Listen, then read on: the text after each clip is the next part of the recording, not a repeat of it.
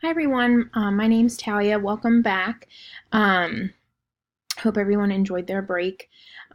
So my field placement is at a methadone clinic in Pennsylvania, and I am running group sessions there with the patients. In Pennsylvania, it is required that patients or clients attend group sessions as part of their outpatient treatment. So I am the group facilitator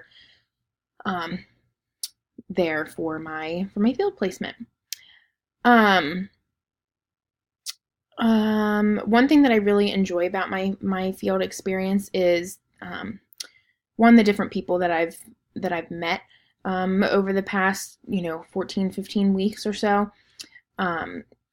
The staff there is so welcoming, and I'm actually not the only intern there, so it's cool to see the differences between their programs and then our program.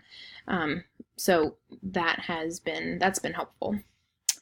One challenge that I faced, or that I continue to face, some days there will be no one that shows to the group session, or I've had a couple of weeks where only one person has showed for the group, in which case it then turns into an hour and a half long individual session, which is a lot. So that's tough. So that's something that I've had to kind of make sure I'm keeping track of, and then but it also gives me more opportunity to kind of utilize what we're learning in class. One thing that I've learned about myself through my field experience, one thing that I've learned is that I don't think I give myself enough credit for things that I know and things that I know how to do. I'm very, I would say, hard on myself in that I don't think I'm all that knowledgeable when I'm like with my peers who do have their master's degrees.